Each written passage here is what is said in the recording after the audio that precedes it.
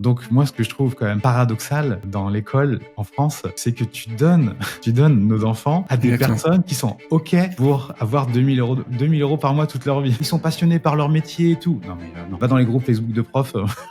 Bon, avant de démarrer, on se posait la question de savoir quelle partie du podcast allait se faire striker.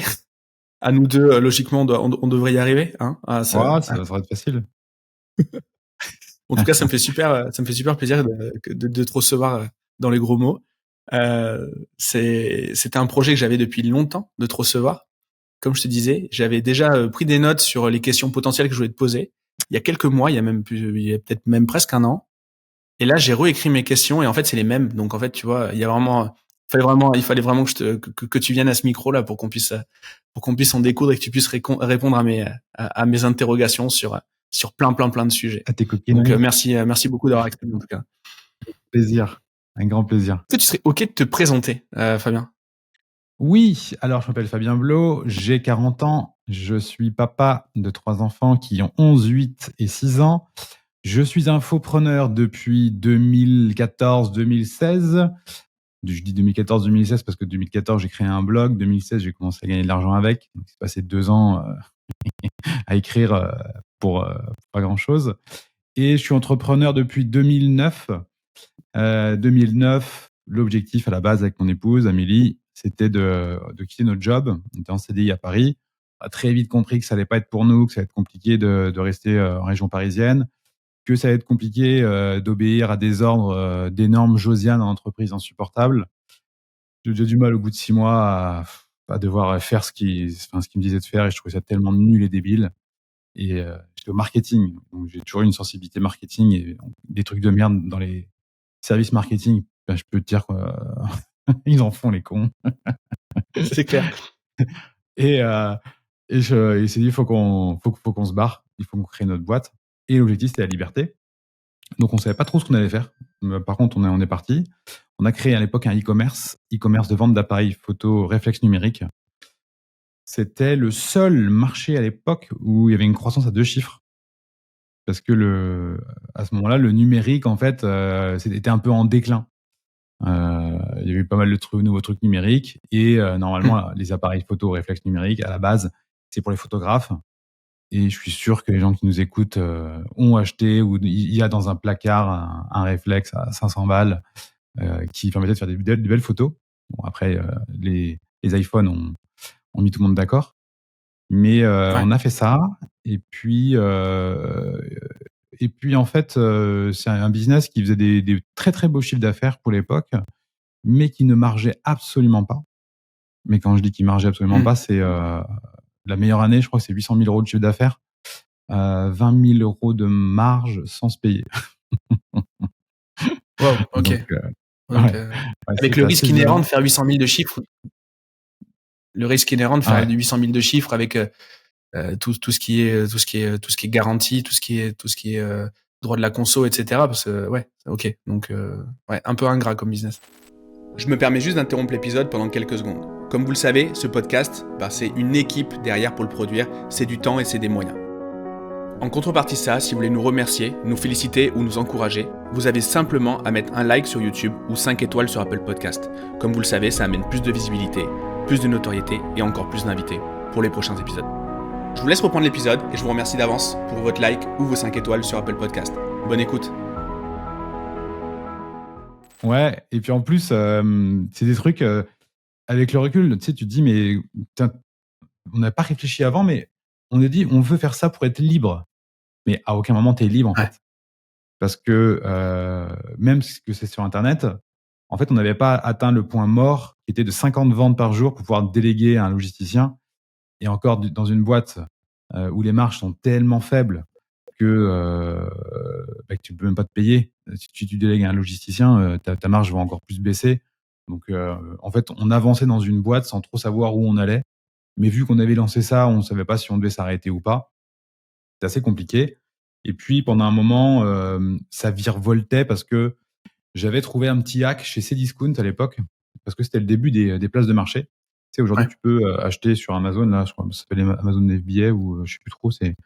À l'époque, c'était Marketplace et on vendait chez Amazon, Pixmania, Cdiscount. Et sur Cdiscount, le classement en fait des vendeurs était fait par rapport au prix du produit et non pas à l'ensemble du prix avec frais de port. Tu vois. Et Ok.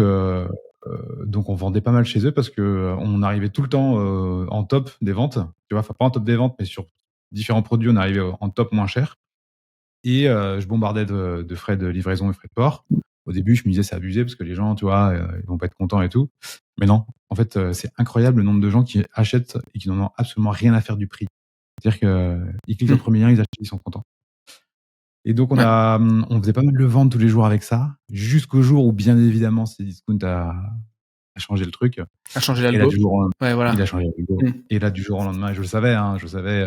D'ailleurs, j'en avais un peu mal au ventre quand je me couchais le soir. Je me disais le jour où ils arrêtent, mais qu'est-ce qu'on va faire? Et puis ils ont arrêté du jour au lendemain. Ça a changé. Et en parallèle, on commençait justement à monter un blog. C'est un blog sur la parentalité parce qu'on a eu notre fils en 2012. On s'est vraiment passionné par ce sujet, la parentalité, parce qu'on s'est dit on va avoir un enfant. Euh, et on s'est mis à fond dans ce sujet-là, à lire tous les livres qui existaient à l'époque. Et on s'est dit bah on va en faire un blog parce que c'était le business model de l'époque, faire des blogs. L'idée c'était de gagner T'es quelques plutôt centaines de. école Olivier Roland et tout, toi, ou pas du tout? J'ai jamais suivi de formation d'Olivier Roland. Moi en fait la première personne que j'ai vue sur internet qui faisait ça c'est Céric Anissette. Et Ok. il disait qu'il gagnait, je crois, 2000 € par mois avec ça, tu vois. Et il était content. Mm. Et je sais pas, c'était pour mettre ça il y a 10 ans, quoi. Et moi, j'étais putain, le mec, il gagne 2000 € par mois, c'est mortel. Moi, si j'en gagne 200-300, tu vois, ça peut être déjà un premier début, quoi. Puis, bah, tu sais, l'objectif inavoué de se dire, on pourrait en vivre, tu vois, on pourrait, bah, imagine, on fait 2000 € avec ça. Enfin, c'est du rêve Ouais. impossible. Et puis, on a commencé, on a bossé en regardant les bonnes pratiques, en voyant ce que les mecs faisaient sur les blogs. Puis jusqu'au moment où on a lancé une petite formation qui s'appelle Chambre Montessori. J'ai lancé cette formation parce qu'en fait, sur ma page de blog, quand tu tapais Chambre Montessori à l'époque, on arrivait premier dans Google. Donc je me suis dit, Ok. bah, autant faire une petite formation Chambre Montessori. On Ouais. fait cette Donc t'as formation. regardé où tu rankais, où t'avais du trafic pour créer le produit, quoi. Exactement, ouais. Là où il y avait du trafic, Ouais. et j'ai créé le produit qui allait. Un truc tout con, hein, à 37 €. À l'époque, je me disais putain, mais on va pas vendre ça parce que déjà c'est déjà dans les bouquins. Tu sais, je disais mais les gens ils vont jamais acheter notre formation parce qu'ils peuvent acheter un bouquin où c'est déjà écrit dedans, tu Mm. vois. Mais en fait, bon, bah, avec le temps, on a vite compris que c'était pas comme ça que ça se passe. Et je mets le lien à un moment sur le site, tu vois, en bas de l'article. Je le mets genre vers 11h, je sais pas, un jeudi matin, et vers midi, boum, première vente. Tu vois? Et là, je fais waouh, en fait, ça marche de faire de l'argent sur Internet en vendant des trucs à toi, quoi. C'est-à-dire que j'avais même pas fait un mail, j'avais rien fait, j'avais juste mis le lien sur le site et quelqu'un avait acheté. Donc, bah, quand on a envoyé un mail, ça s'est très, très bien passé. On a, 2016, tu disais, c'est ça? ouais, 2016, et 2016, je crois, le premier mois, on a fait 10 000 € dès le premier mois. Et là, j'ai fait, bah, 10 000 €, mais 10 000 €, mais 10 Bah 000 ouais. €, c'était, mais 10 000 €, quoi. C'était un truc de fou. Et Et voilà, ouais, après, on a comparé à ton enchaîné. premier business où du coup c'était 6 mois de profit, quoi. Ah bah oui, oui, bah c'était même pas, parce qu'en fait, dans le premier business, on vivait au début, on avait le chômage. Donc le chômage, c'est terrible parce que pendant 2 ans, ça t'incite à rien foutre, à pas devenir Mm. rentable. Parce qu'en fait, vu que t'as pas le couteau sous la gorge, tu fais de la merde, en fait. Tu pas un bon entrepreneur. Donc tu fais des trucs, mais vu que t'as pas le couteau sous la gorge, tu joues à l'entrepreneur. Au bout des 2 ans, là, tu te dis: «Ah merde, j'ai peut-être regardé faire des trucs sérieux quand même pour voir si ça marche». Bon, on avait quand même des économies. Et puis à un moment, bah, les économies, on commence à taper dedans. Et puis, bah, après, on avait plus Ouais. de thunes. On était au RSA. Je crois qu'on était au RSA pendant 2 ans. Et quand tu es au RSA, tu as 2 enfants, tu vis avec 1 500 balles par mois. Si tu veux, dans la vie, tu as d'autres, envies. Mm. Ouais, bien sûr. Ah, oui. Mais ok, waouh. Et donc ça a été ça a été les débuts de ton business actuel, en fait. Ouais, ouais, 10 K le 1er mois. Heu et surtout, pour moi, ce business, c'était: «Putain, mais c'est tellement facile. C'est trop simple, quoi. Il y a pas besoin de trop bosser». et on gagne beaucoup d'argent parce que 10 000 euros, 10 000 euros de CA à l'époque, c'était colossal. Et je me disais, Mmh. putain, mais en fait, on est riche à rien faire. C'est quoi ce concept? Donc, j'ai quand même Ouais. gardé pas mal de ce truc-là parce que je suis quand même, je me définis comme quelqu'un de feignant. Alors, faut que j'arrête de le dire, de me le dire parce que j'arrive à me l'auto-ancrer dans ma tête. Mais c'est une réalité. Je suis pas un violent. Je suis vraiment pas violent. J'aime pas taffer comme un fou. Mais ça nous permet de vivre très confortablement, d'avoir, je crois qu'on a dû dépasser les 30 000 clients là depuis 2016. Donc en parentalité, toujours le même business. On vend même encore des formations de 2016 parce qu'elles n'ont pas pris une ride. On se crée une audience sur YouTube, sur les réseaux, petit à petit, une petite audience engagée. Et avec une petite audience engagée, très très bien pour vivre. On a couplé ça avec des webinaires où on a arrosé comme des cochons.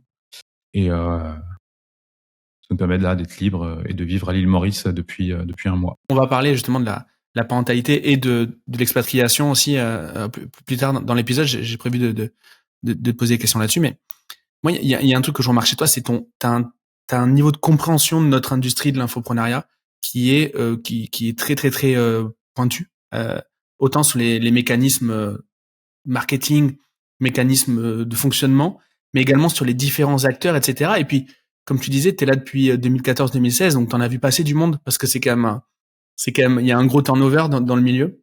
Il y en a qui viennent faire de hold-up et puis qui se barrent. Il y en a d'autres qui restent et puis en fait c'est bien. Et puis voilà, il y en a d'autres qui changent d'industrie, etc. C'est quoi ton analyse aujourd'hui? On en est où? Est-ce que enfin, moi j'ai l'impression que c'est beaucoup plus dur de gagner de l'argent. Je le vois, je le vois à travers à travers les différents programmes avec mes clients, mes différents potes, notamment des potes qu'on a en commun, etc. Bah, c'est plus dur. C'est plus dur de lancer un business en infoproduit. Toi, c'est quoi ton avis par rapport à ça? On en est où de la maturité de ce marché-là ou de cette opportunité? Ouais, pour moi, c'est pas plus dur.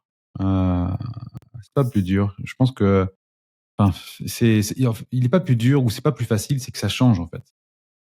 C'est juste que ça change. Et, euh, et c'est vrai que moi, on va dire, je connais bien ce marché parce que ça me passionne. Ce truc me passionne en fait.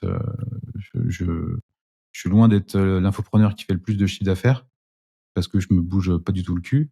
Mais c'est un truc qui me passionne tellement. J'aime parler avec tous les infopreneurs, connaître leur stratégie, leur système et tout. Et c'est vrai que l'infoprenariat, quand tu commences à faire de l'argent, tu commences à te voir tout beau et te dire putain, ça y est, j'ai craqué le code, je vais exploser, je vais aller taper les 10 millions. Sauf que ça se passe pas comme ça dans l'infoprenariat. Parce que l'infoprenariat, c'est sur un produit qui est émotionnel. Les gens disent on vend des formations. Oui, on vend des formations, mais on vend surtout d'abord notre personal branding, qui on est. Il n'y a pas d'infopreneurs qui ont vraiment réussi à dépersonnaliser leur business en créant une marque et en disant ah c'est la marque machin, tu vois. Et moi je suis un petit peu à côté. Il n'y a pas d'entrepreneurs qui revendent des vrais business, tu vois. Ça n'existe pas. Bon, il y a quelques petits trucs qui se passent à droite à gauche, mais tu peux pas avoir un business qui est basé sur ton nom depuis 5 ans, avec ta chaîne YouTube, avec tes réseaux, et dire tiens, je vais vendre mon business 2 millions parce qu'il y a une liste email, il y a tout ça et tout. Non, c'est pas vrai. Donc, on est sur un marché émotionnel. Et les émotions, ça fluctue. Il y a des gens, à des moments et même dans des mois de l'année, il y a des mois qui sont plus opportuns que d'autres pour les gens pour qu'ils achètent, et des périodes. Forcément, période 2020, les gens étaient chez eux, ils avaient que ça à foutre d'être sur leur ordinateur, donc ils ont acheté comme des gros, gros, gros, gros cochons. Tout le monde s'est régalé.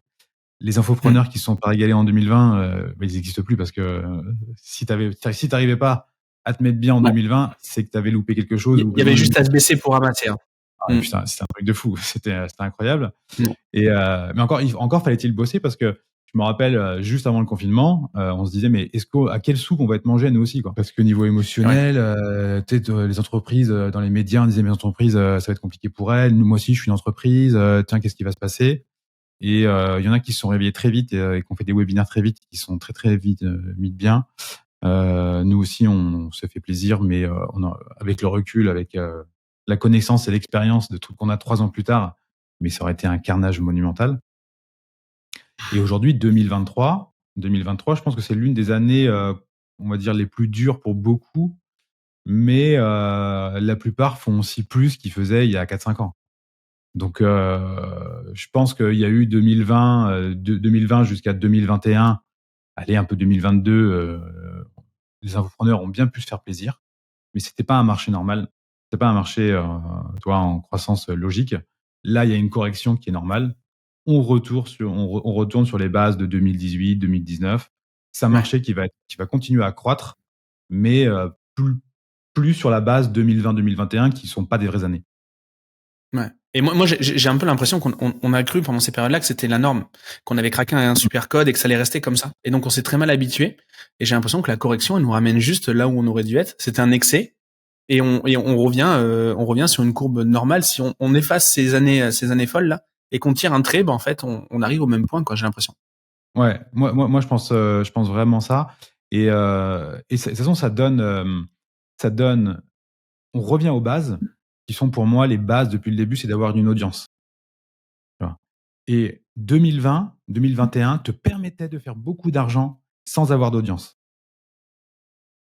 2022 aussi quand même, tu vois. 2023, ça commence à être un petit peu plus difficile. De toute façon, c'est simple à voir. Ceux qui font beaucoup de webinaires sur des marchés qui sont sur des offres irrésistibles, sur des marchés où les gens veulent vraiment Ouais. acheter. Tu avais des ROI de 4-5 il y a 2-3 ans. Là, c'est quand même plus la même chose. Je voulais rebondir sur un truc, c'est que au niveau des consommateurs, en fait, à un moment, il y avait des entrepreneurs en ligne qui voulaient te vendre un truc, qui regardaient Fastcam en disant, écoute, je te promets ça, tu vas l'obtenir, etc. Il y avait que les infopreneurs. Maintenant, le fait de personnaliser, d'avoir une marque personnelle, etc. Bah, tous les start-upers maintenant, ils ont une marque personnelle. Ouais, Enfin, tout le monde a une marque personnelle en fait. ouais. Et il y a le game LinkedIn. Alors ça me fait rire parce que souvent je lis ce que tu mets sur les gens de LinkedIn. C'est vrai que c'est un entre-soi, etc. Mais bon, je pense malgré tout, même si c'est pour moi c'est très consanguin tout cette histoire de LinkedIn, mais le consommateur il est habitué maintenant à avoir des gens qui prennent la parole. Et donc du coup les infopreneurs vont moins être à la marge de ça. Enfin, avant, il y avait que les infopreneurs qui le faisaient. Donc, quand tu regardais Fastcam et que tu faisais des grandes promesses, on disait bon, mais t'es un escroc. Là, maintenant, Ouais. j'ai l'impression que tout le monde fait ça, et donc, ça va normaliser ce fait-là. Je sais pas trop comment ce que t'en penses de ça. Ouais, en fait, non, mais aujourd'hui, il se passe un truc logique, ce qui fait que pour moi, les meilleurs marketeurs, ce sont les infopreneurs. Parce que c'est ton propre business, tu mets ton propre argent dans la pub Facebook, donc c'est pas l'argent en fait d'une startup que tu as levé, hein. C'est ton Ouais. argent à toi, et en fait, quand tu rentres à la fin, tu veux que ça sorte des trucs bien. Et quand tu veux qu'ils sortent des trucs bien, en fait, tu vas vraiment regarder ce qui fonctionne. Donc, tu vas y passer du temps, de l'énergie. Et factuellement, peu importe les études que tu as fait, tu vas vite comprendre comment le cerveau humain fonctionne, comment tes prospects fonctionnent. Tu vois très vite que tu arrives au même chiffre par rapport à des contenus. Tu peux connaître maintenant ton CPM par cœur, les coûts par lead, tu les sais sur n'importe quel marché. Enfin, ça y est, Mm. on devient des marketeurs hyper aguerris. Et pour moi, vraiment, hein, pour moi, il y a pas de meilleurs marketeurs euh, que les infopreneurs. Et quand tu vois les Ouais. infopreneurs américains qui sont encore un cran au-dessus de nous, mais tu vois les mecs même dans les agences, tu vois, c'est de la branlette. Dans les services marketing d'entreprise, ils n'y connaissent absolument rien. C'est les infopreneurs qui sont pour moi qui sont largement les meilleurs. Et il y a un moment, il y en a d'autres qui se sont dit, ah, ils font de l'argent eux, tu vois. Et ils Mm. font des millions tout seuls.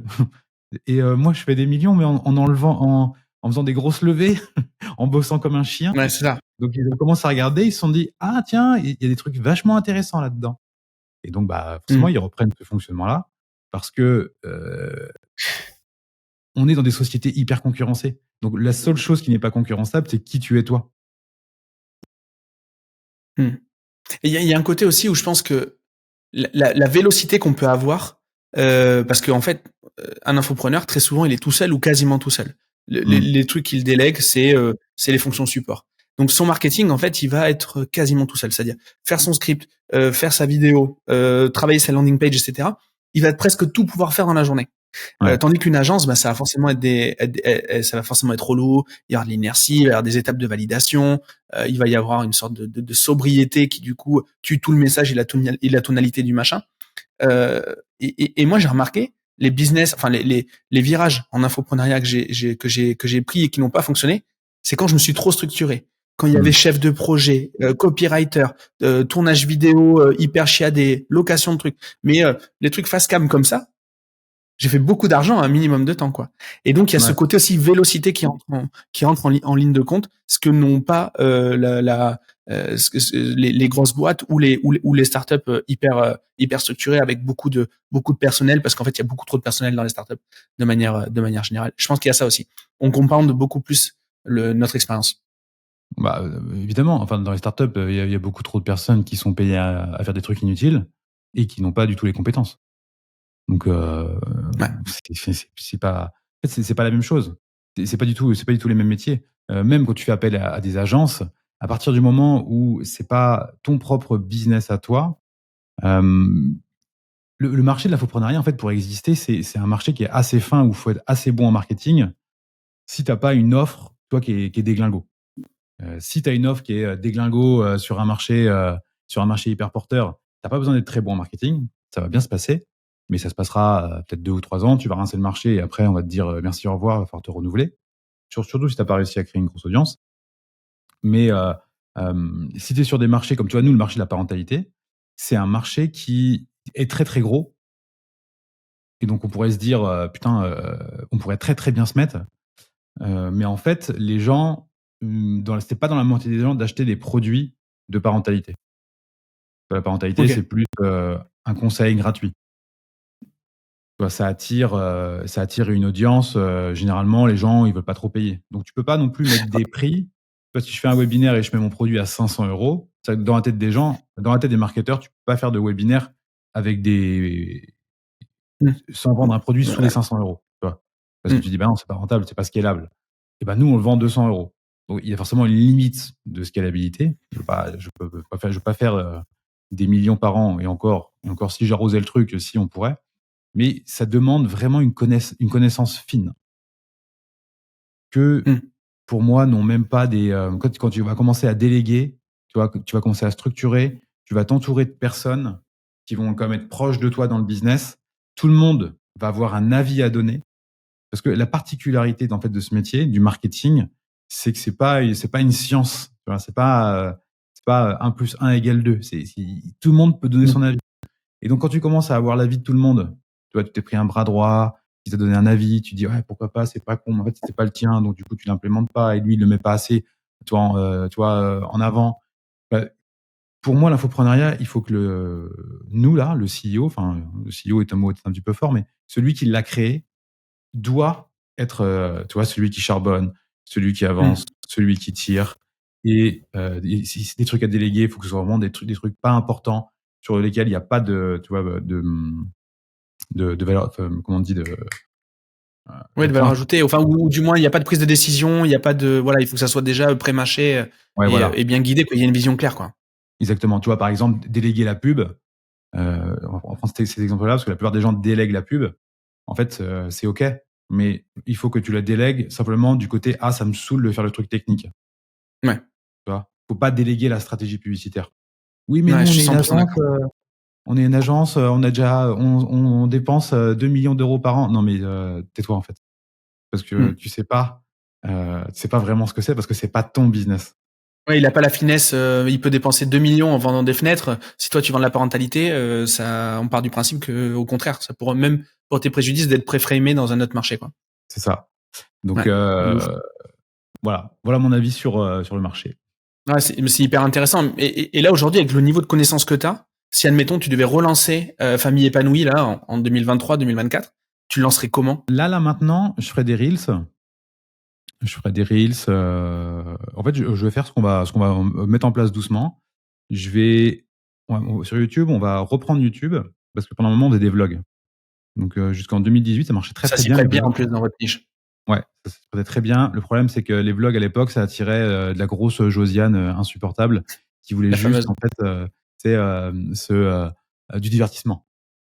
Et nous, on fait pas du divertissement à la base. Tu vois. Alors, on s'y est mis un peu en fer, obligé à cause en fait de 2017, 2017 jusqu'à 2020, 2021, où en fait les gens veulent du divertissement. Ils voulaient voir la vie des influenceurs. Et en fait, si on voulait continuer à exister, on était obligé d'en faire un peu. Donc, on est rentré aussi dans cette démarche-là. Ça a permis en fait de faire un gros tri dans l'audience. Donc, en fait, il y a des gens qui se sont rendus compte que ils nous aimaient pas, d'autres qui se disaient waouh, on adore. Et et là, en fait, on va refaire du vlog parce qu'on est à Maurice. Et donc, du coup, ça marche. Tu mets un Ça s'y prête, cocotier, ouais. tu mets des plages, un coucher de soleil. J'ai mes stories qui explosent. Les vues sur YouTube, elles explosent. Donc, c'est une très bonne idée d'aller au soleil si vous voulez un business, que ça intéresse les gens. Alors, si on filme juste la piscine, on s'en fout. Il faut bien évidemment raconter une histoire qui va avec. Donc, on va faire de ça du petit vlogging là-dessus. Et puis, on va reprendre, en fait, on va faire des vidéos. Je vais trouver des vidéos qui passent à la télé sur des enfants comme Super Nanny ou des conneries comme ça. Et puis, je vais mettre Amélie en mode décryptage. Et voilà, en fait, il faut aller chercher les trucs qui vont buzzer. Donc, tu as le contenu de ta vidéo, un format long qui va permettre à ceux qui veulent vraiment aller plus loin de tout écouter. Et puis, dedans, refaire des découpes de Reels sur de la grosse punchline, tu vois, qui va buzzer sur les réseaux. Et voilà ce que je ferai pour l'audience. Et en produit, je prendrai toujours la même stratégie que je fais depuis toujours. C'est pas de mettre des prix trop élevés sur le marché. Après, ça dépend de notre marché, hein. Mais si je prends la parentalité, je ferai des prix à 100 euros. 100 euros promo. 7 jours, lancement, 7 jours. Comment intégrer la pédagogie Montessori dans le quotidien. 7 jours, 100 euros au lieu de 200. T'arroses, tu fais un mail par jour. Et voilà. Et dans les décryptages que fait Amélie, je trouve ça, il y a un petit côté Stéphane Edouard, un peu, dans l'approche. Tu sais, dans le style. Ouais, ouais. Je sais pas si tu vois ce truc-là, je trouve ça très stylé. En plus, il y a des, enfin, j'aime beaucoup le format, j'aime beaucoup les deux formats, donc forcément, j'y trouve des points, mais ouais, non, c'est top. Et aujourd'hui, ton marché, il est structuré comment? Tu t'as vu que, bah, il y a de plus en plus de monde, ou c'est pas encore le cas? Comment tu vois le truc? Et voilà, toi, t'as un avis très critique sur les écoles, tu nous en parleras Ouais. aussi. Peut-être aussi, est-ce que ça, c'est de la concurrence, entre guillemets? Alors, c'est pas de la concurrence pardon, commerciale, mais est-ce que ça joue son rôle dans l'équation entre ton client et toi? Non, en fait, le marché, c'est un marché qui est complètement éclaté. Il y a du monde de partout. Il y a énormément de gauchistes, bien évidemment, et même dans les contenus de nos concurrents. Mais eux ne vendent pas, de toute façon, puisque l'argent, c'est mal. Donc, ils passent beaucoup de temps et d'énergie, voire même plus que nous, hein. Il y a des comptes vraiment qui ont démarré avec nous, qui ont des centaines de milliers d'abonnés, qui n'ont jamais fait 1 euro de vente en produit de formation. Un jour, ils ont été sponsorisés pour mettre, je sais pas, un pantalon, et puis, Oui. tu vois, voilà. Et donc, ils ont pris 500 euros, ils étaient contents, mais ça les gênait, tu vois.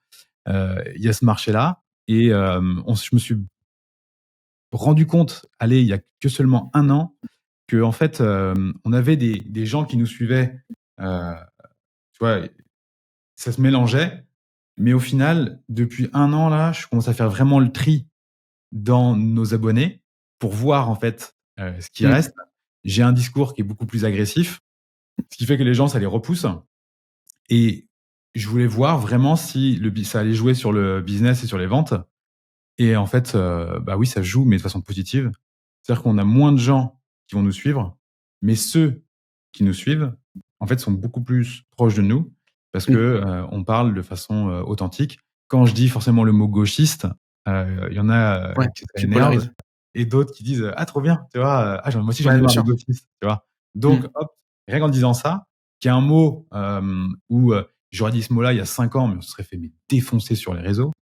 Peut-être que notre business d'ailleurs il y a 5 ans, on n'aurait peut-être plus si j'avais employé ces termes-là. Mais aujourd'hui, le marché est mature pour ça.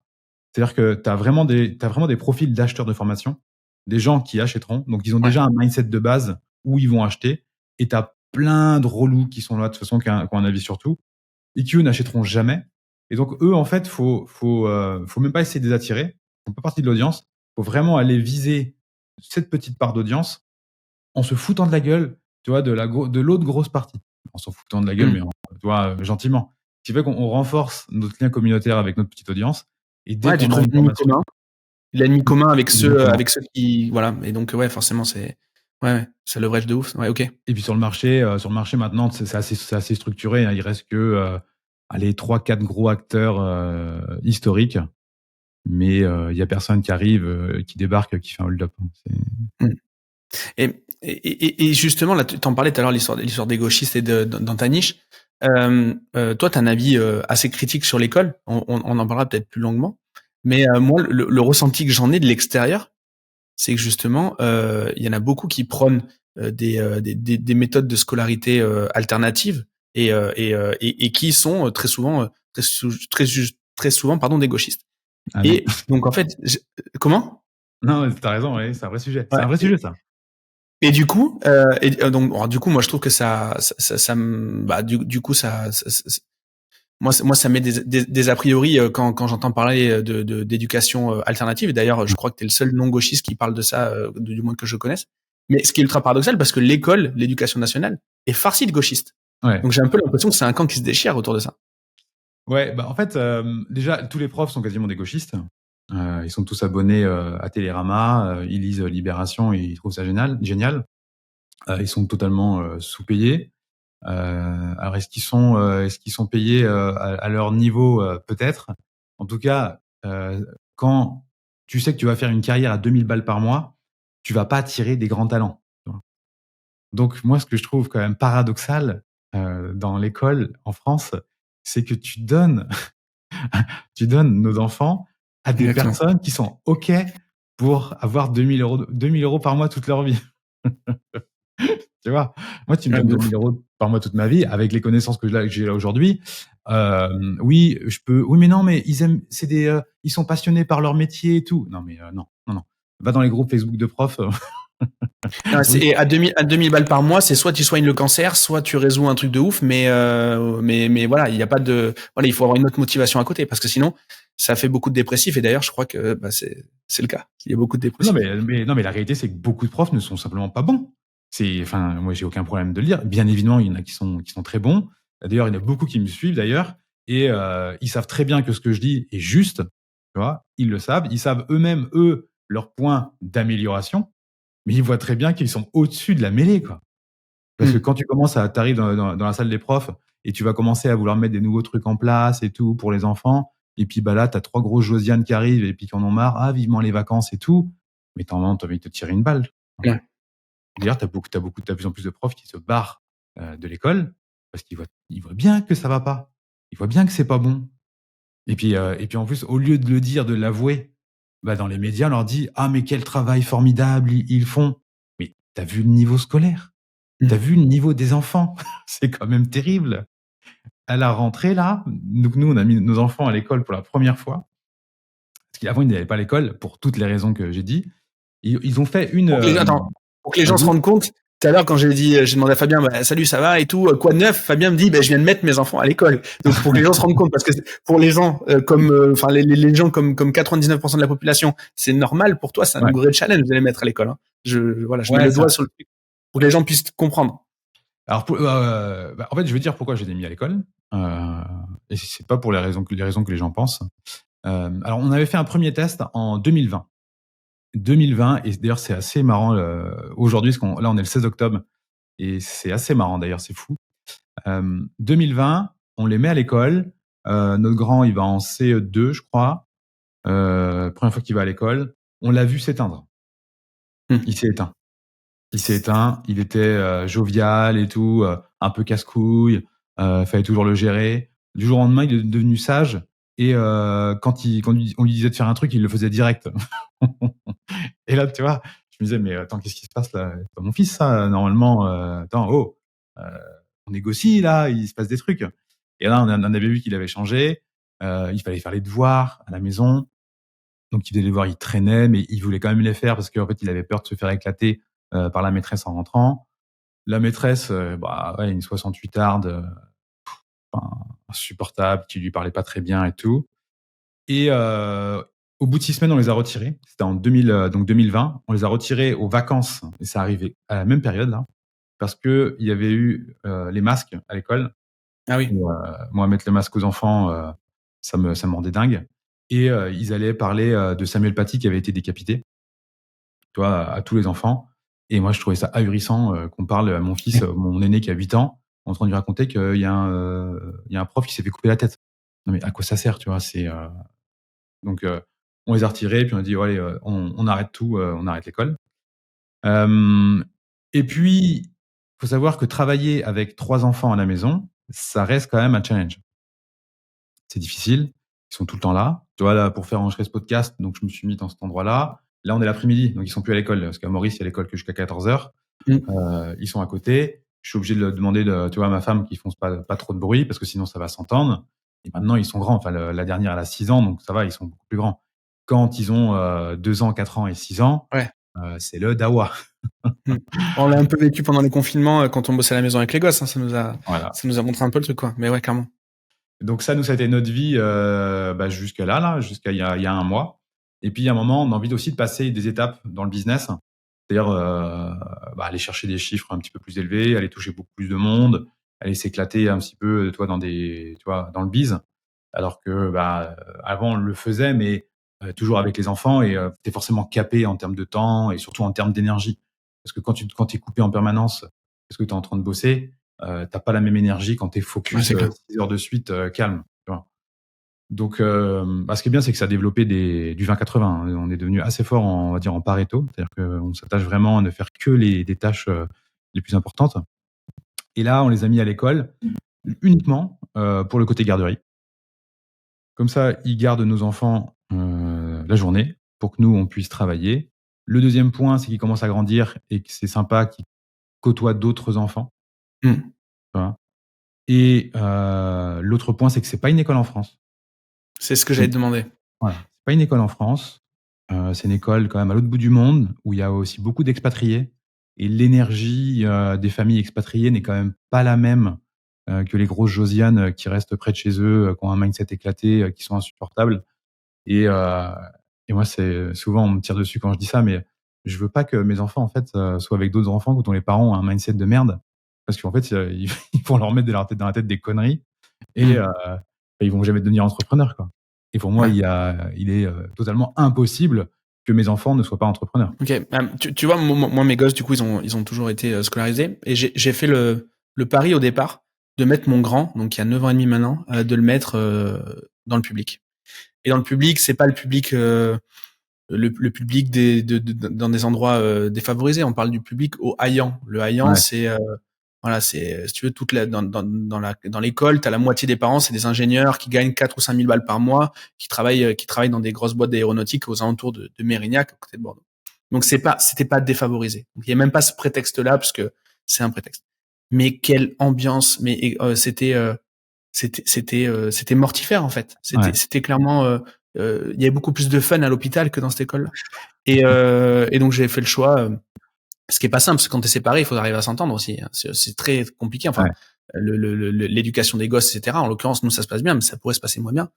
Et donc mon premier, je l'ai en garde alternée. Donc il a fallu se mettre d'accord sur le fait de le sortir. Et on l'a mis, comme dit ma mère, on l'a mis chez les curés. Tu vois, voilà. On l'a mis, en école privée. Donc il va en uniforme à l'école, etc. Et il est, alors, il y a des règles. Ça, c'est sûr que c'est ultra borné, mais il s'est jamais autant. Enfin, c'est pas le même gamin, en fait. C'est pas le même gamin. J'ai l'impression qu'il est passé de gris à rose, en fait. J'ai l'impression qu'il était devenu gris, en fait, ce gamin. Et quand il est rentré dans cette école-là, il avait 6 ans, donc tu te rends compte, à 5 ans, le gamin était gris, quoi. Il était fade. Alors que là, maintenant, il vit réellement il kiffe l'école. Il se lève le matin, il a envie d'y aller. Après, il y a d'autres problématiques. C'est que dans ce genre d'école, t'as très peu, il est qu'avec des semblables. Il n'est pas confronté à la vraie vie. Ça, c'est clair.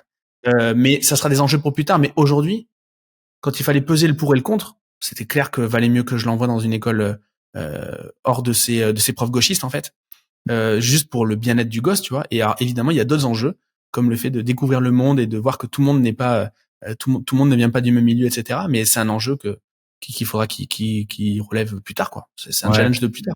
Bah, tu vois, ça, moi, par contre, je trouve que c'est pas forcément intéressant pour les enfants.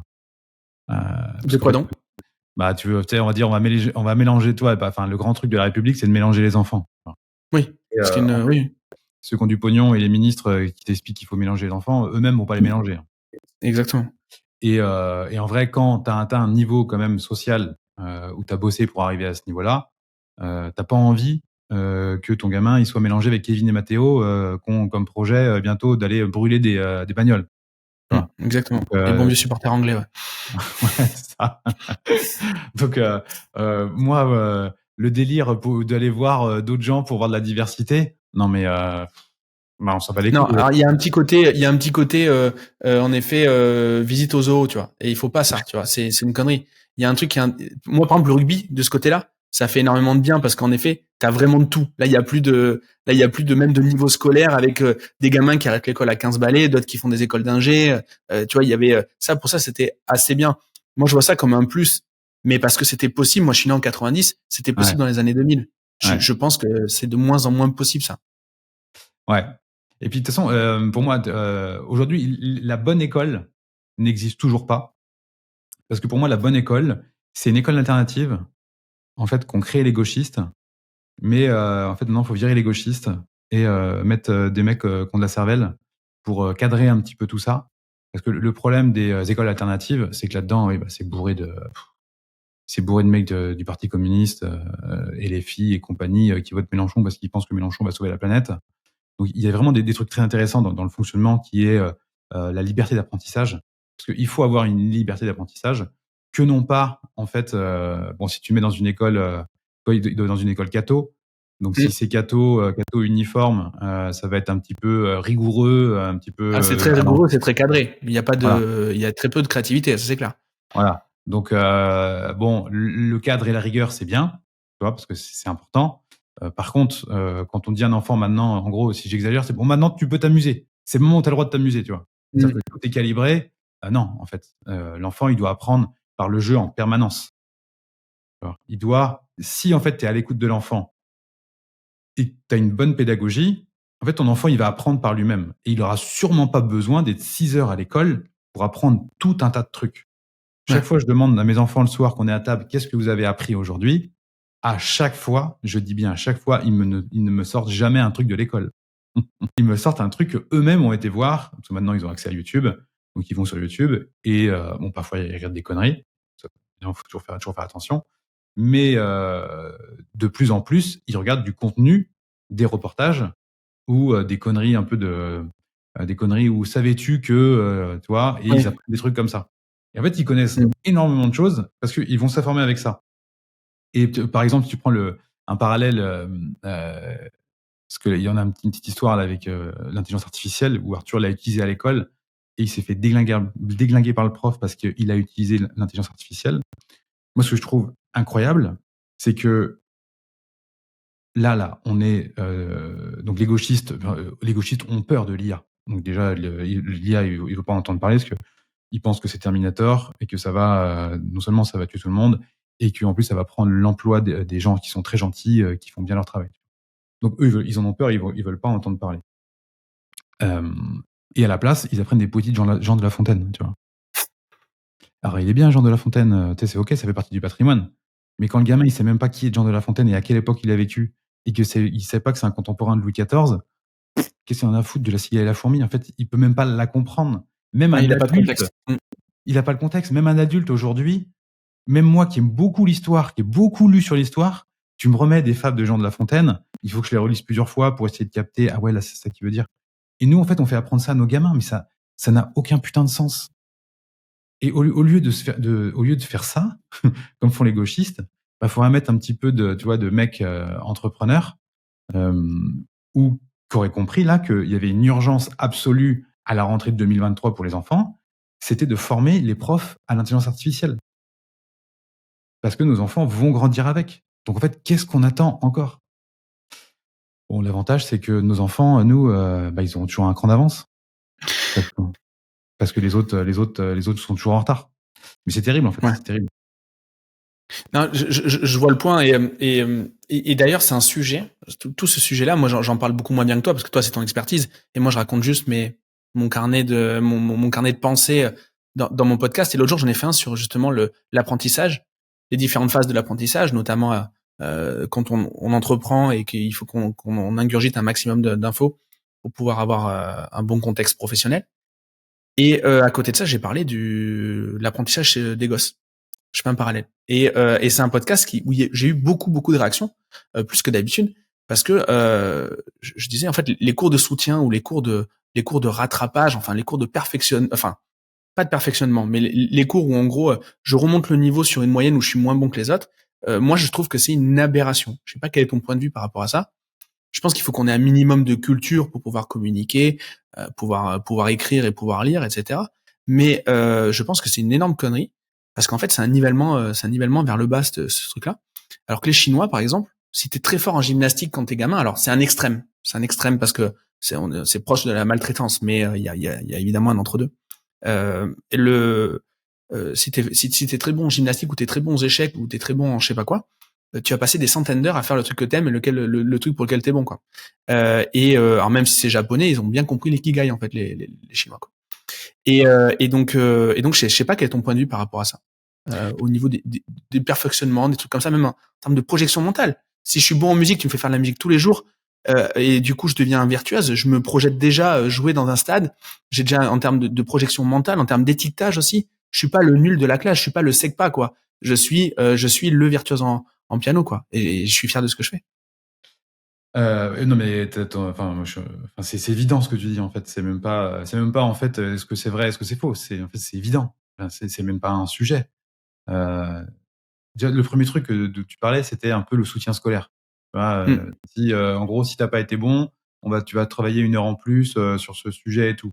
Mais c'est quand même incroyable de se dire que le gamin il est 6 heures à l'école et en fait ça marche pas. On continue en fait un fonctionnement qui ne marche pas. Mais c'est ahurissant, tu vois. Si ça marche pas, arrête de faire du soutien scolaire. Alors oui, tu peux faire du patch pendant une période, ça va un peu l'aider. Mais en fait, le gamin n'en a rien à foutre. Oui, il en a rien à foutre et il est pas bon. Donc arrête en fait de vouloir bosser un truc où t'es nul.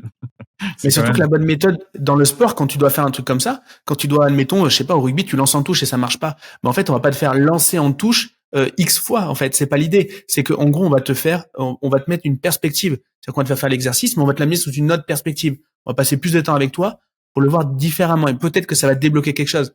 Le soutien scolaire, c'est bourriner les trucs pour lesquels tu n'arrives pas à faire. Ouais, Et de la façon dont tu n'arrives pas à le faire. c'est ça. C'est complètement débile. Ouais, bah non, mais ça n'a aucun sens. Déjà, ça n'a aucun sens parce que est-ce que c'est utile de faire ce soutien scolaire? Parce qu'en fait, on a ce besoin d'avoir ce socle commun et c'est carrément dans le programme. Hein. T'as le socle commun, c'est 3, 6, 6, 9, 9, 12. Et après, je sais plus trop comment c'est. En fait, c'est les connaissances que doivent avoir les enfants à 9 ans. Donc, en fait, tous les enfants doivent avoir les mêmes connaissances à 9 ans. Mais en fait, tu veux faire des robots Ouais, mais ça, c'est les conneries d'égalité, ça. Ouais. On sait très bien que c'est une chimère. Mais... Et nous, en fait, donc quand on faisait l'école à la maison, on a eu une inspection académique la dernière. Elle était extrêmement folklorique parce que pour la première fois, j'ai eu face à moi une écoféministe. C'était magique, mais vraiment magique. Bon, petit aparté, mais en fait, l'école s'immisce même dans l'éducation de nos enfants au niveau de l'égalité homme-femme. C'est-à-dire que elle a montré une vidéo à mon fils de 8 ans sur une petite fille apparemment. Alors j'ai pas vu la vidéo, donc je peux pas dire, mais une petite fille qui subirait une discrimination parce que c'est une petite fille. Tu vois. Donc déjà, c'est sûr que déjà quand tu mets pourquoi tu donnes ce contenu déjà? Pourquoi tu as besoin de donner ce contenu? C'est quand même assez fou. Et lui, je sais plus, Gaspard, il sort un truc mais vraiment hyper normal. Elle lui dit: «Mais est-ce que la petite fille, est-ce que les petites filles doivent jouer au foot?» Et Gaspard, il dit: «Non, c'est les garçons qui jouent au foot». Je dis: «Bah non, tu vois, en gros, c'est une discrimination et tout». Et il dit: «Bah non». Il dit: «Est-ce que ta petite sœur, elle aurait le droit de jouer au foot?» Et lui, Gaspard, il dit: «Bah non, c'est les garçons qui jouent au foot». Parce que Gaspard, il a remarqué qu'en fait, qui joue au foot? Bah, c'est quand même des garçons. C'est quand même pas des filles qui jouent au foot. Donc vouloir faire une égalité, et on revient au même de voir tous être égaux en maths ou en français, ou de vouloir faire en fait que les filles soient l'égale des garçons et les faire jouer au foot alors que les filles n'en ont strictement rien à branler, ou vouloir nous vendre la Coupe du monde féminine alors que c'est nul à chier. C'est nul. Ah ouais, c'est Oui, nul à chier. il y a même pas de, mais on essaie même de nous faire croire qu'au niveau technique c'est bien, tu vois, alors qu'en fait c'est nul. Oui, mais en fait elle se roule pas par terre, elle, c'est pas pareil que les hommes. Il y a des crépages de chignons monumentales. Il y a des meufs qui sont carrément tapées les genoux à barre de fer dans le foot féminin. Tu te dis mais enfin, stop en fait, stop. C'est ce type de sport. Si les meufs veulent en faire, c'est ok en fait. Mais arrêtez de nous casser les Bah, c'est oreilles. comme moi, moi, faire de la natation synchronisée, je pense que ça va pas être Jojo, tu vois. Ouais. Voilà, c'est pas trop mon délire. Je pense que je suis meilleur au rugby ou au MMA, tu vois. Bah voilà. Et c'est pas, je pense que c'est oui, en effet. Et Et donc, après, je pense que l'abus de langage, c'était dans, est-ce qu'elles ont le droit? Fondamentalement, elles ont le droit, mais dans leur coin, tu vois. Enfin, oui, bah, parce qu'elles veulent.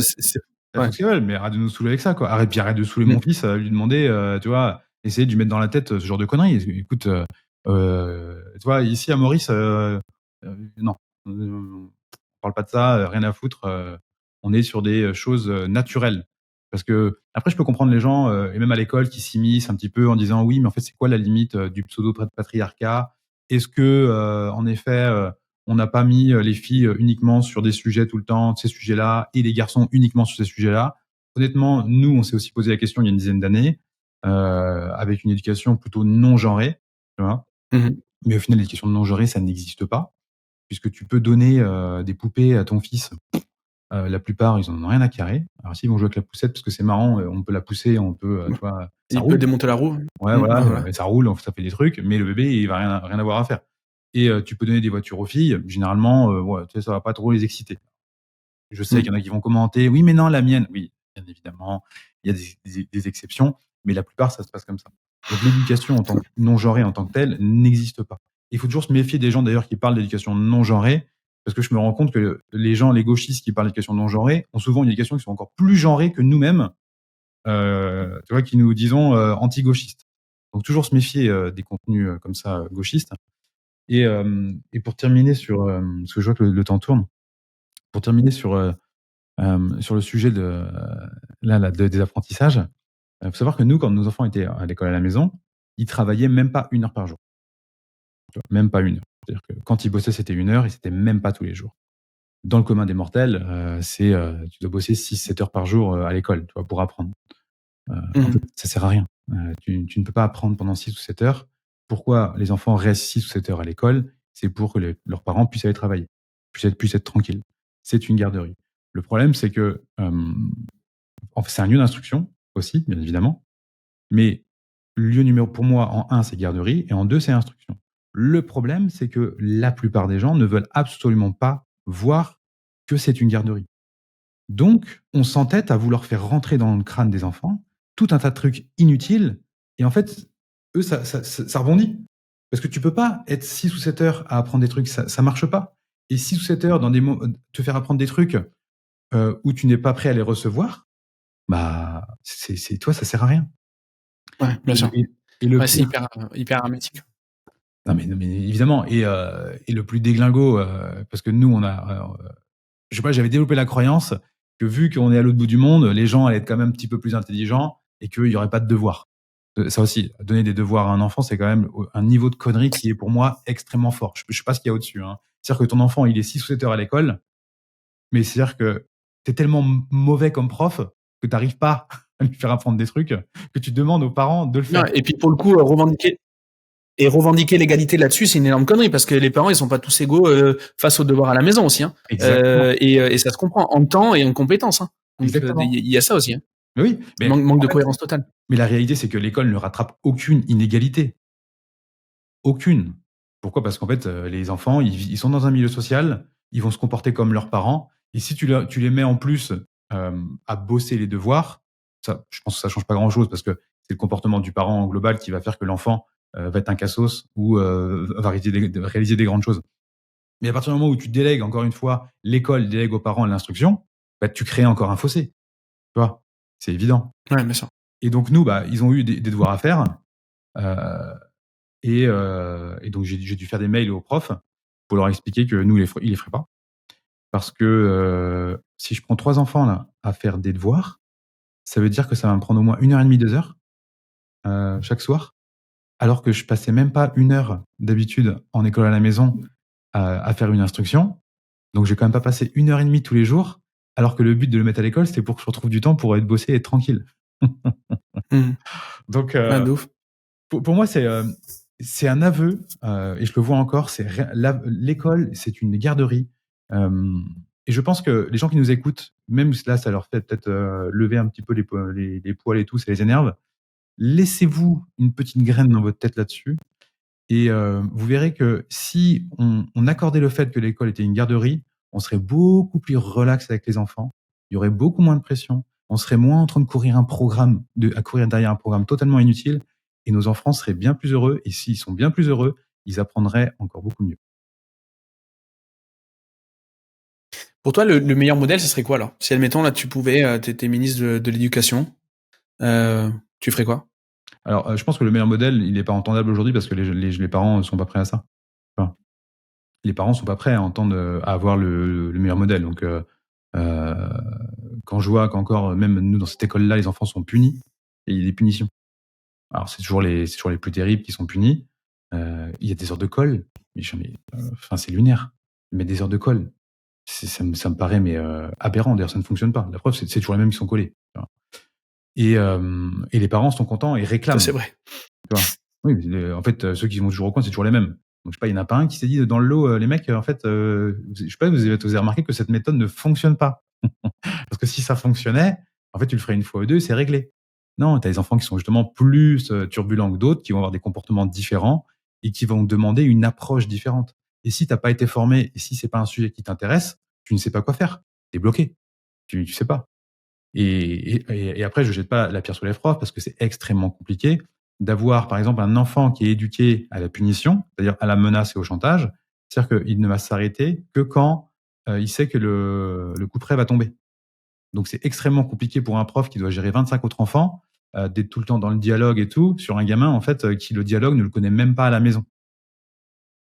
Donc, c'est une réalité. Mais pour moi, le meilleur modèle, c'est un modèle qui se rapproche certainement de ce qu'il fait dans les pays du Nord. C'est que tu n'es pas assis en classe, tu vois?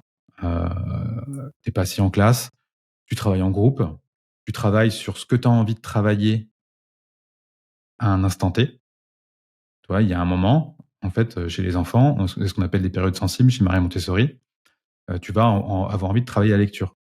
Ben, c'est pendant ce moment-là qu'il va falloir développer et mettre les outils nécessaires aux enfants pour qu'ils puissent développer leur lecture. Et OK, donc c'est l'enfant le trigger en fait. Ouais, c'est ça. OK.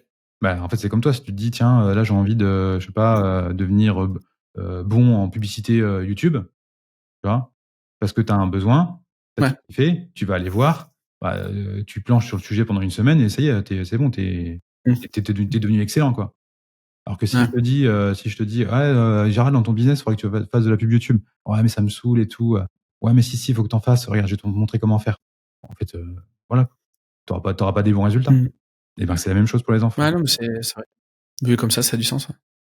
Et ça aujourd'hui, est-ce qu'il y a des pays, est-ce qu'il y a des régions dans le monde où ils sont meilleurs que nous vis-à-vis de ça? Ouais, ouais, dans le nord de en Suède, ils font quand même pas mal ça. C'est, heu, c'est un pays qui est toujours avant-gardiste. Alors ils se trompent, mais ils savent revenir en arrière. Mais ils changent les choses. Tu vois? Par un moment, ils avaient retiré les cahiers, ils étaient tout sur tablette parce que c'était une nouvelle ère et là, ils se rendent compte que le niveau a quand même baissé, les enfants écrivent moins bien, donc ils repassent sur, l'écrit parce qu'ils sont voilà quoi, Mmh. ils reviennent en arrière, donc ils savent revenir en arrière. Ce sont les seuls pays au monde dans tous les sujets qui sont avant-gardistes, c'est que ça reste quand même les pays du Nord, notamment la Suède. J'invite d'ailleurs toutes les personnes qui nous écoutent à aller faire un tour en Suède. C'est un pays qui est extraordinaire, avec des Suédois, mais ils ont un niveau de mindset, enfin de comportement, mais on est loin, hein, on est loin. On est très, très loin, là. Moi, OK. quand, C'était il y a pas longtemps toi en plus? ouais, j'étais pas longtemps, j'étais en août et donc nous, on fait de la parentalité depuis 10 ans, donc c'est quand même notre sujet. Et quand je vois les enfants évoluer en France, et on est là avec les parents, bon, je vois bien que, je fais partie des parents qui s'en sortent largement le mieux, tu vois? Et ça flatte mon ego en me disant: «Ah bah, je suis un bon parent, je suis un bon papa». Quand tu vas en Suède, tu fais: «Ouh là!» Tu vois? Là, tu es vite remis, tu vois, dans la moyenne, voire même en dessous de la moyenne. Donc forcément, tu vois dans le comportement des OK. parents, hein. Tu vois même le comportement des enfants dans les trains, les gamins, ils sont calmes. Tu vois? Ils sont calmes, ils sont assis, ils sont en famille, et quand il y en a un qui commence à être moins bien, tu vois, à me faire un petit peu le con, c'est souvent le père d'ailleurs, hop, il va discuter avec lui. Ils discutent, hop et tout revient dans l'ordre. C'est franchement, faut le voir. Heu, on était dans une sorte de petit parc d'attractions, un musée, il y a beaucoup d'enfants. Tu vas là-dedans en France, ça court partout, ça gueule. Moi, j'ai des acouphènes. C'est terrible pour mes oreilles. Je veux sortir, je peux pas. Là-bas, en Suède, mais c'est un truc de fou, c'est calme. Tu vois le sketch de Gad Elmaleh, là, le blond? Ouais, c'est ça. Ouais, c'est ça. Tu vois, c'est ça. Eux, c'est ça. Ça. Donc en fait, quand tu côtoies des gens comme ça, bah, c'est mortel, tu peux que évoluer. Ouais, hyper intéressant. Je sais pas si t'as encore quelques minutes. Est-ce que t'as encore un peu de temps ou pas trop? Ouais, carrément, j'ai le temps. Ok. Je voulais parler de. Pour parler de ça, j'ai toujours le temps. Bon, trop bien. Bah du coup, je voulais parler de ton choix d'expatriation parce que bah du coup c'est un peu une suite logique. Ton équilibre vie pro vie perso, etc. On en a parlé tout à l'heure. L'expatriation, pourquoi Maurice du coup? Est-ce que t'étais déjà allé? Je sais que t'as déjà pas mal communiqué là-dessus, mais c'est un sujet qu'on a très peu abordé ici parce qu'en fait on n'a pas eu tout simplement l'occasion. Ouais. Donc je pense que ça serait il y a beaucoup d'enseignements pour les entrepreneurs qui nous écoutent aujourd'hui. Ouais, bah souvent il y a beaucoup d'entrepreneurs qui se posent la question de quitter notre pays. Et quand on voit encore les trucs qui se passent, enfin, quand tu vois que tu te fais complètement, l'impôt est confiscatoire en France et que tu sais même pas si tes enfants sont en sécurité. En fait, c'est inadmissible. C'est plus possible de voir notre pays comme ça. Quand il y a des gens qui commencent à prendre la parole sur ces sujets-là, on se fait déglinguer et traiter de fascistes. Ça devient vraiment insupportable. Et notre pays, pour moi, il va droit à la catastrophe. Et on l'a encore vu là avec ce prof qui se fait assassiner, mais c'est terrible en fait, c'est terrible. Enfin, ça devient caricatural. Pardon, il y a les enfants qui jouent devant moi. Ça devient caricatural, c'est-à-dire que le gars devait être expulsé, fiché S, les gauchistes ont dit non, on va le garder et tout. Ils l'ont gardé, il a zigouillé un prof. Non mais c'est terrible, c'est terrible. Et bon, enfin, le courage. J'ai sur des comptes Telegram, j'ai vu les vidéos, c'est terrible les vidéos de cette attaque. On voit pas à la télé heureusement. Les mecs c'est des héros en fait. C'est vraiment des héros. Ils ont protégé les enfants parce que tu vois que, enfin, il y avait des gosses quoi. Il y avait des gosses qui sont aux étages, ils les ont protégés. Donc, enfin, c'est terrible de devoir, de mourir. Enfin, bref, imagine, ils tuent des gosses dans l'école, c'est-à-dire que ça arrivera. Hein. Faut pas se leurrer. Hein. Ça arrivera. Non, ça c'est clair. Bah, c'est arrivé à Toulouse. C'est arrivé à Toulouse. Oui. Sur Osatora, c'est arrivé. Ouais. Il y a des bébés quasiment. Ouais. Oui, je pense que ça va revenir et ça va revenir de façon plus courte, plus régulière, de façon plus intense. Ce qui fait que même si tu te dis ça arrive rarement et sur le nombre d'enfants, tu as peut-être plus de chances de gagner au loto que ton enfant se fasse tuer à l'école. Mais tu peux pas en fait émotionnellement, tout parent ne peut pas dans sa tête se dire que je joue quoi. Ouais, non, c'est clair. oui, bah, en effet, j'ai plus de chances de marcher chez moi, peut-être de tomber et de me tuer, tu vois, en tombant la tête sur le rebord de la cuisine, que mon enfant ait un problème à l'école. Mais émotionnellement, on n'est pas prêt à le vivre. Et c'est insupportable. Quand nous, on est entrepreneurs qui bougeons, enfin qui faisons de l'argent en France, on se fait énormément taxer. Et en plus, quand nous, en fait, qui faisons tourner le pays, parce qu'en fait, les gens oublient que les gauchistes qui foutent rien, bah, s'il y avait que eux, il y aurait même pas de route. En fait, ces gens-là rouleraient sur des pistes. Il y aurait même pas d'hôpitaux. Parce qu'en fait, on pourrait pas taxer leur valeur vu qu'ils n'en créaient pas. Donc nous, qui créons de la valeur, on n'est même pas écoutés. Et en plus de pas être écoutés, on nous crache même à la gueule. C'est quand même incroyable. Donc, il y avait cette première envie pourtant, j'aime beaucoup la France. Hein. Je trouve que c'est le plus beau pays du monde avec l'une des plus grandes histoires du monde. Enfin, il y a tellement de choses qui sont incroyables en France, mais ça commençait vraiment à me saouler. L'envie aussi tout court d'aller voir ailleurs, d'aller prendre un petit peu le soleil. Pourquoi Maurice? Alors Maurice, il y a quand même pas mal d'avantages. C'est que ça parle français. Et ça, c'est plutôt sympa. C'est seulement à 2 heures de plus en décalage horaire. Alors c'est à +3 à l'hiver. C'est à 1 nuit d'avion, donc tu as quand même pas mal de petits plus là-dessus. Tu as quand même une belle communauté de Français entrepreneurs et infopreneurs. Ça fait partie des raisons pour lesquelles on est venu à Maurice. Parce que tu vois, par exemple, là où on est à Angers, il y a personne. Ouais. J'ai pas de communauté d'infopreneurs. J'ai eu un pote qui est connu, qui est là depuis longtemps aussi, il s'appelle Michael Ferrari, qui était à Angers, mais après il est parti au Portugal il y a 3-4 ans et bon bah quand t'es plus à côté, voilà, c'est plus la même chose. et on n'avait pas forcément de lien social, de gros liens sociaux à Angers, parce que moi, maintenant avec le temps, j'ai compris que je me mélangeais plus. C'est-à-dire que c'est terrible ce que je vais dire, mais je ne peux plus me retrouver avec des salariés. Si c'est pas des gens de ma famille, si c'est pas des gens que j'aime profondément, si je me retrouve avec des salariés, je me fais chier comme un rat mort. Parce que pour qu'ils me racontent des histoires de la cafette, c'est pas possible. C'est terrible, mais moi j'aime les projets que les gens ont, les difficultés, comment ils vont faire pour les résoudre, les nouveaux trucs, partage d'expériences. Et pour moi, il y a que avec des entrepreneurs que tu peux partager ce genre de choses. Donc il y a Maurice pour ces raisons-là. Et après, si je suis honnête, mon premier choix de cœur, en fait, c'était le Costa Rica.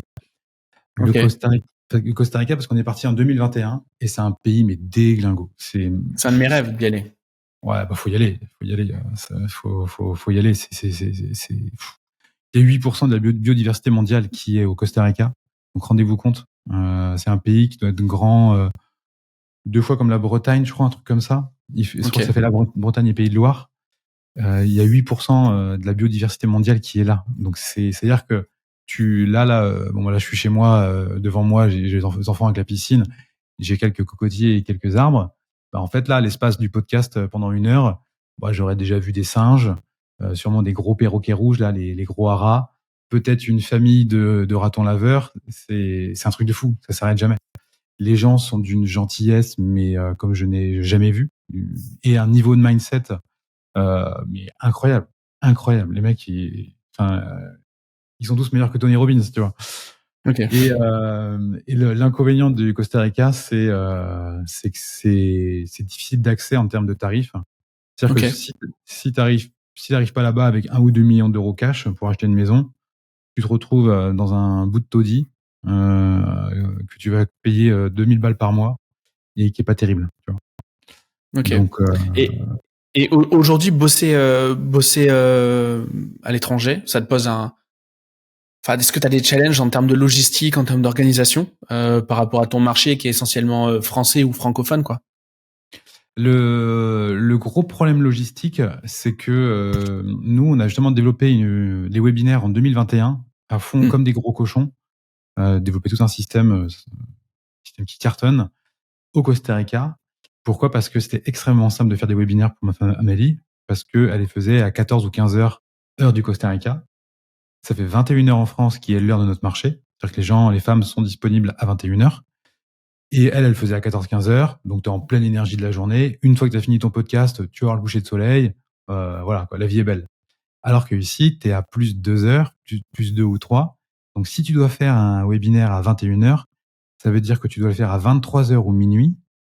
23 heures ou minuit, sachant que ici, en fait, à 21 heures, tout le monde dort parce que t'es sous les tropiques, et sous les tropiques, il fait nuit tôt et t'es fatigué très, très vite. Ça, c'est un challenge qu'on va devoir résoudre. Je sais pas comment on va faire, mais ça va être un challenge un peu coquin.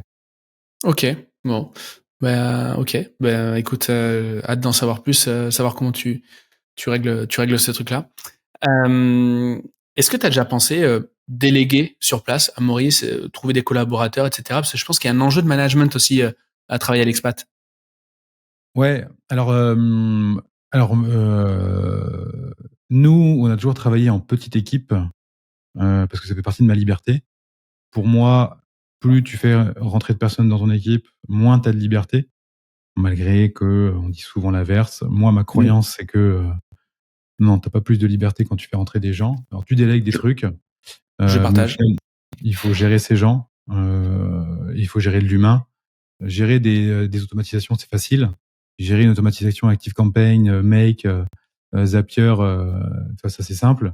Gérer en fait un humain qui à un moment, parce que tu as fait un contenu sur les réseaux, il est pas trop aligné, donc du coup en fait, il te dit qu'il sait plus s'il veut continuer de travailler avec toi parce que tu vois c'est relou. Ouais. Et de toute façon, nous on a testé ça en 2019 quand c'était le début des trucs influenceurs. Comment on dit merde, celui qui bosse dans ton business. Intégrateur. Intégrateur. Influenceur, intégrateur, c'est pareil. Ils sont dans la déco. Non, j'exagère.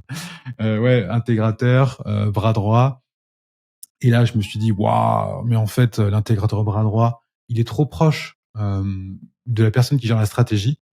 Donc, il est tout le temps en train de donner son avis, dire non, il faudrait faire comme ci, faire comme ça. Donc, tu l'écoutes parce que souvent, l'avis est intéressant. Sauf que, en fait, si vraiment il avait vu juste, ben, il aurait le business. Tu vois, il serait capable de le faire. Et s'il n'est pas capable de le faire, bon, voilà. Alors, je dis pas que c'est pas un modèle qui marche pas.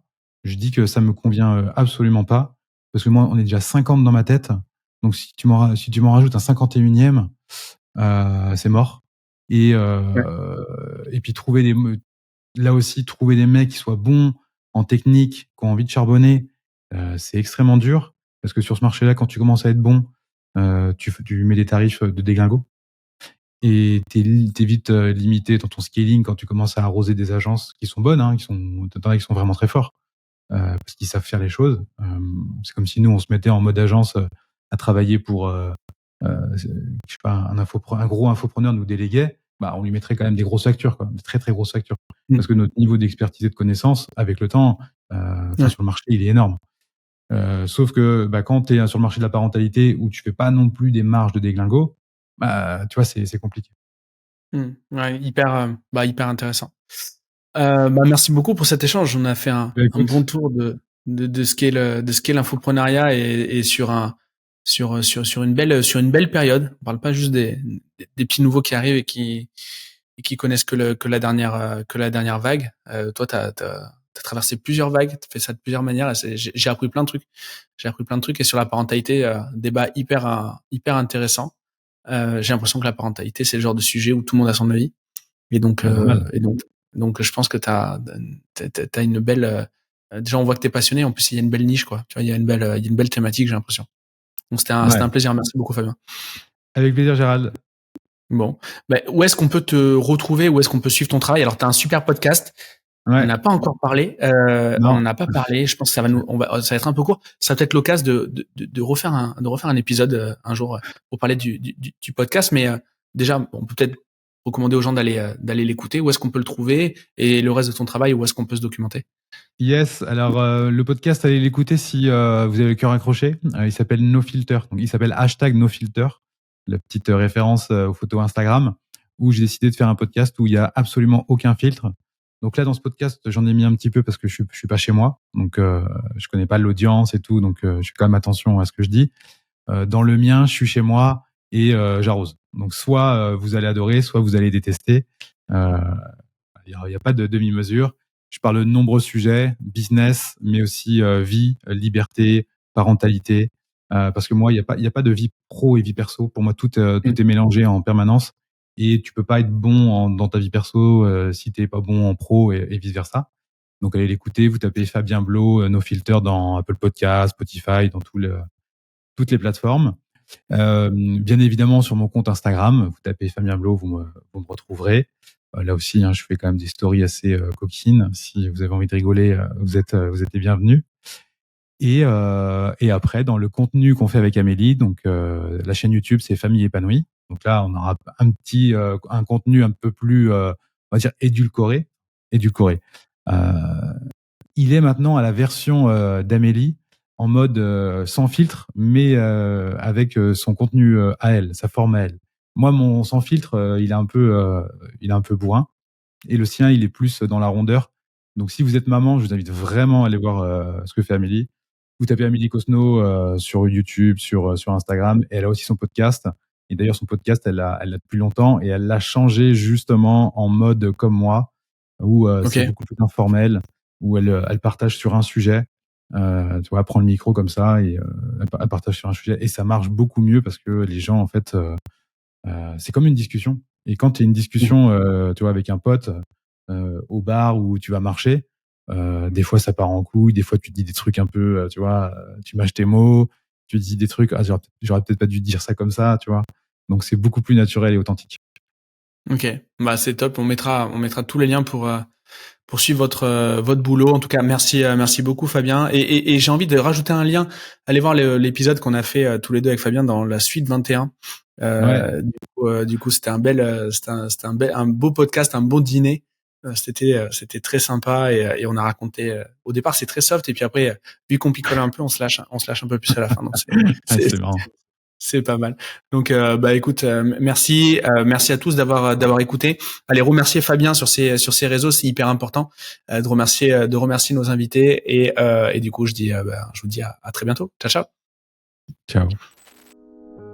Ça y est, l'épisode est terminé. Si t'es encore là, c'est que l'échange avec mon invité t'a certainement plu. Et la meilleure façon de le remercier, de me remercier, c'est de nous mettre un like ou un commentaire sur YouTube, ainsi que 5 étoiles sur Apple Podcast. Comme je te l'ai déjà dit, ça nous amène de la notoriété et ça nous permet d'avoir encore plus d'invités toutes les semaines à te proposer. N'hésite pas à me suivre et à me contacter sur les réseaux sociaux. Je réponds à tous les messages et je suis à ta disposition si tu veux discuter des différents sujets du podcast. J'ai plus qu'à te remercier pour ta fidélité. C'était Gérald. Bonne semaine.